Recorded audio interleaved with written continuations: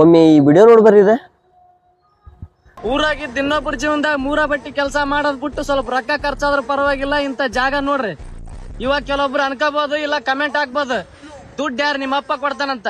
ನೀವೇನಾರು ನಮ್ಮ ಅಪ್ಪ ಹುಟ್ಟಿದ್ದ ಆಧಾರ್ ಕಾರ್ಡ್ ತೋರಿಸಿದ ಅಂದ್ರೆ ನೆಕ್ಸ್ಟ್ ಟ್ರಿಪ್ ಲಕ್ಷ ಖರ್ಚಾದ್ರ ಪರವಾಗಿಲ್ಲ ನಿಮ್ಮನೆ ಕರ್ಕೊಂಡ್ ಹೋಗ್ತೀನಿ ನಾನು. ಏನಿಲ್ಲ, ಸೋಷಿಯಲ್ ಮೀಡಿಯಾನ ಸಣ್ಣ ಮಕ್ಕಳು ಯೂಸ್ ಮಾಡ್ತಿರ್ತಾರ, ದೊಡ್ಡವರು ಯೂಸ್ ಮಾಡ್ತಿರ್ತಾರ. ನೀವು ಲ್ಯಾಂಗ್ವೇಜ್ ಏನ್ ಬಳಸ್ತಿರಲ್ಲ, ಸ್ವಲ್ಪ ನಿಮ್ದ ಸ್ವಲ್ಪ ಹಿಡಿತೊಳಗೆ ಇಟ್ಕೊಂಡ್ ಬಳಸ್ರಿ ಅಂತೇಳಿ. ಯಾಕಂದ್ರ ಕ್ವಾಲಿಟಿ ಕನ್ನಡಿಗ ಅಂತೇಳಿ ಹೆಸರು ಇಟ್ಕೊಂಡಿರಿ.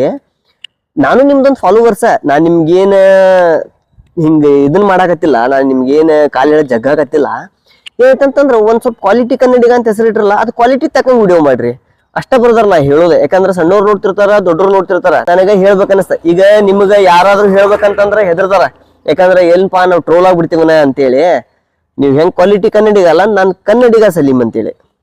ಅದಕ್ಕ ನನಗೆ ಡೈರೆಕ್ಟ್ ಹೇಳ್ತೇನೆ, ನಾನು ಯಾರಿಗೂ ಹೆದರೋದಿಲ್ಲ.